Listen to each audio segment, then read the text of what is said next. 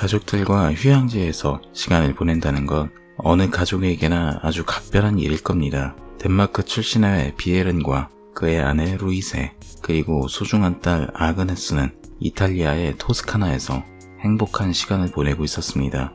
따뜻한 햇살과 아름다운 자연, 그리고 이탈리아의 맛있는 요리들까지 그곳에서 비에르는 이곳으로 여행 온 또 다른 가족 패트릭과 카린, 그리고 그들의 아들 아벨을 만납니다. 여행지에서 새로운 인연을 만나는 것 또한 경험할 수 있는 또 다른 묘미가 아닐까요?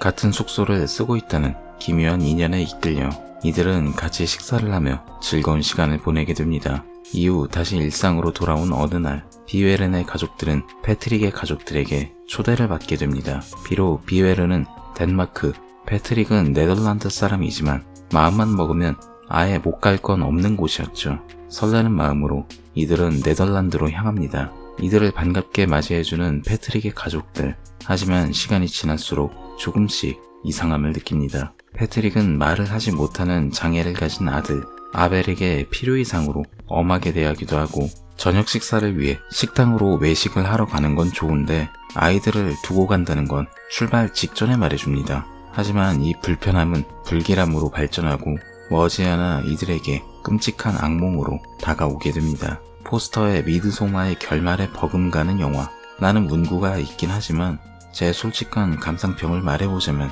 솔직히 이건 좀 과장된 게 아닌가 하는 생각이 들었어요. 미드소마와 비슷한 결의 영화인 건 사실이지만 개인적으로 그 정도는 아니라고 느껴졌으니까요.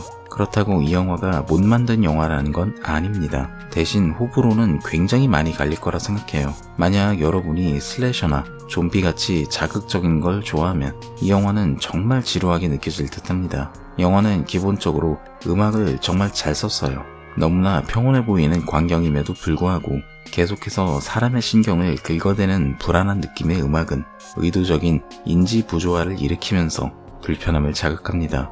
여기에 패트릭과 카린의 행동은 점점 뒤로 갈수록 대체 저 사람들은 왜 저렇게 행동하는 거야? 라는 의문을 남기면서 전개를 끌고 가요. 이때 중요한 건 의문입니다. 어째서? 라는 질문이 관객의 머릿속에 오래 남을수록 결국 뒷내용이 궁금해서 끝까지 볼 수밖에 없어요. 그리고 맞이하게 되는 끔찍한 엔딩의 씁쓸한 끝맛은 결국 이 영화를 잊지 못하게 만들어줍니다. 심지어 이 영화의 엔딩은 주인공들의 안일함이 가져온 예정된 파국이라는 사실이 불쾌감을 가중시킵니다. 일단 영화에 대해서 이야기하기 전에 이 영화의 제목을 좀 짚어볼게요.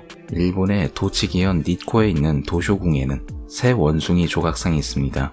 각각 미자루, 이와자루, 기카자루라고 불리며 그 뜻은 보지도 말고 말하지도 말고 듣지도 말라예요. 모두 악한 것에 대한 태도를 말하고 있습니다. 영화의 제목은 이 중에서 악을 말하지 말라 라는 문구에서 따온 것으로 보이며 이러한 행동은 극 중에서 비웨른과 루이세가 보여줍니다. 그들은 패트릭과 카린의 집에서 벌어지는 일들에 대해서 서로가 가족임에도 불구하고 전혀 말을 하지 않습니다. 루이세는 패트릭이 아벨을 필요 이상으로 꾸중하는 걸 보면서도 결과적으로는 그를 말리지 않습니다. 물론 이 정도는 다른 집의 가정교육일 수 있으니 그럴 수 있다고 넘길 수 있어요. 하지만 자신이 샤워를 하고 있는 와중에 패트릭으로 의심되는 자가 들어왔음에도 불구하고 그녀는 그 사실을 비웨른에게 말하지 않습니다. 비웨른 역시 아벨이 자신의 혀가 없다는 걸 보여줬지만 이 사실에 대해서 그저 이상하다고 생각만 할 뿐 이걸 루이세에게 말하지 않아요. 어쩌면 그들에게는 그걸 말하지 않는 것이 자신들이 행할 수 있는 최소한의 선이었기 때문에 그랬을지도 모릅니다. 그리고 타인을 자신의 집에 초대하는 행위 또한 선이라는 감정이 있어야 가능한 것이고요. 하지만 우리가 잊어서는 안 되는 것이 있습니다. 이러한 인간의 선을 누구보다 잘 알고 잘 이용하는 건 바로 악이라는 것이에요.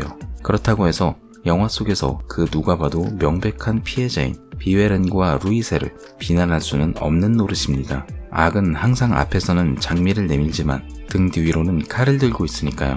게다가 그 대상이 선량하고 평범한 사람일수록 관객들이 느끼는 안타까움은 배가 되기에 이 영화의 엔딩이 더 찝찝하고 불쾌하게 다가오는 건 전혀 이상한 일은 아닐 겁니다. 다만 아쉬운 건 영화의 전개 부분에서 드러났어요. 루이세는 영화의 초반부터 뭔가 이상함을 느끼고 비웨른에게 떠나자고 먼저 이야기를 합니다.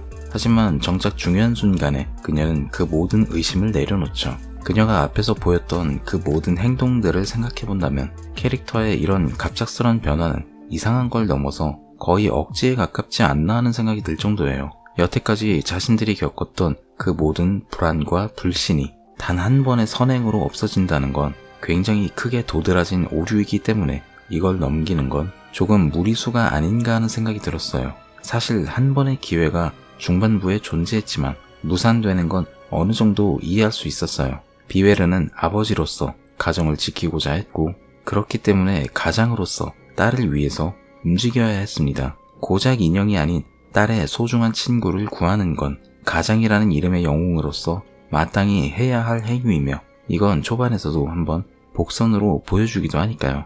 결국 이 영화는 악이 어떻게 선의 중심으로 침잠할 수 있는지 보여주는 영화라고 할 수 있을 것 같네요. 모든 것을 뺏기는 것이 너무 가혹하다고 할 수 있지만 애초에 악에게 이성적인 것을 바라는 건 굉장히 어리석은 일일지도 모릅니다. 왜냐면 악의에는 이성이 통하지 않으니까요.